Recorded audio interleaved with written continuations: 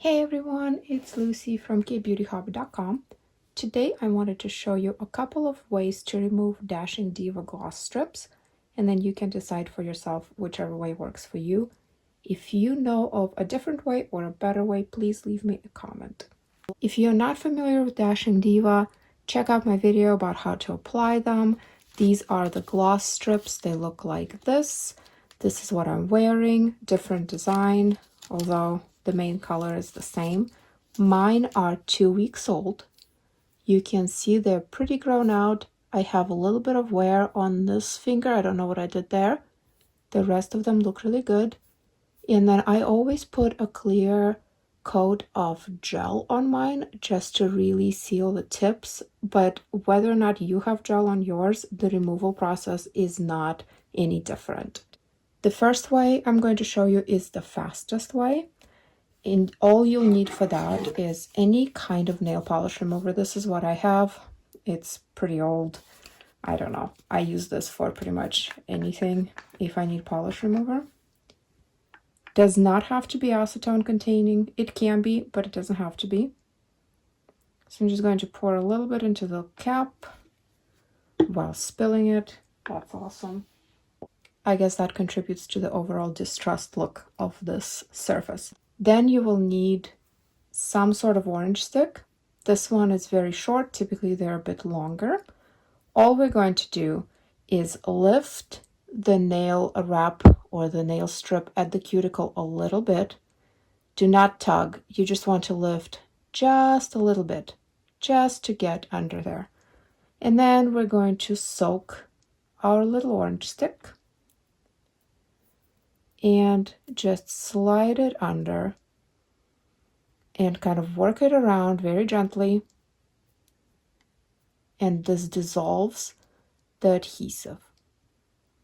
The longer you've had your nail strips on, the easier they are to remove because the adhesive does, of course, weaken with time. So be extra careful if you are removing these, let's say, the same day that you applied them. I don't know why you would do that, but maybe, who knows? So you're just going to work that through.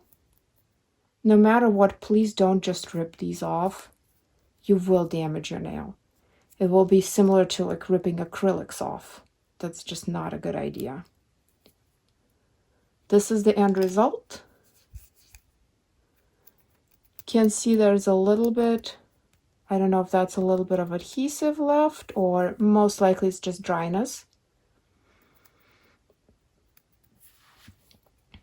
I do have a health condition that makes my nails more dry than a typical person, but you can see that pretty much it's really no more wear than just regular polish and actually maybe even less wear.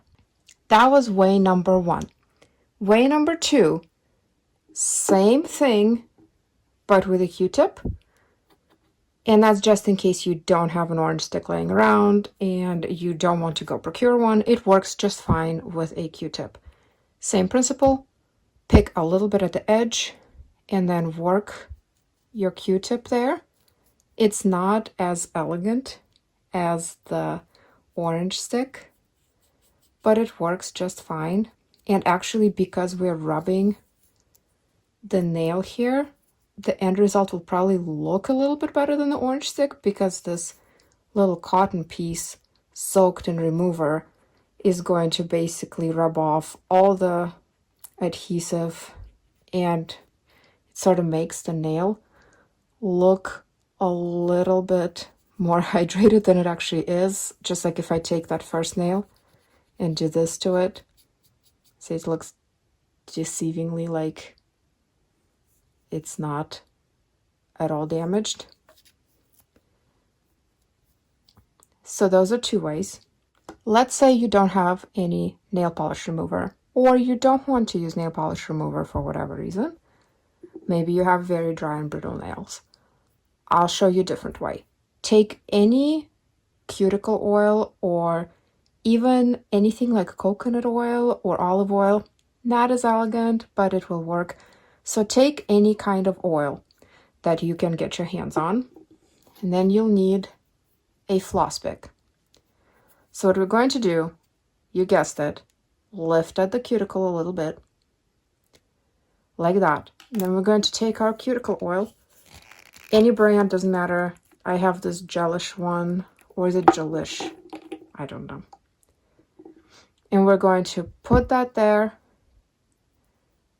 because oil will basically loosen the adhesive as well. That's why when you're applying these nail strips, you really want to seal the edges really well, because if they're not, if they're lifting and oil gets under there in your daily life, cooking, whatever, cleaning, or even skincare products, you will not have long wear. So then we're taking this little floss pick and we're just going to slide it super gently between your nail and the strip. As you feel resistance as we get more toward the middle, you can add a little bit more oil under there. See, because again, we never want to rip the strip off of the nail, so just going to work through it. Oh, there it goes, shut out. There's our nail. This one looks the best out of all of them because there's oil on it. So always keep this in mind when you see online pictures of people, especially if they're selling you something for nails. There are a few different direct sales marketing companies that sell nail products. Just keep in mind when they're showing you the after pictures that you don't know what they did to the nail. It's possible that it's wet, it's possible there's oil on it. Could be a little deceiving, but between these three, you can see they're not really damaged. So that is what I have for you today as far as tips for removal. Again, let me know, please, if you have your own removal tips. I don't really have a preferred method.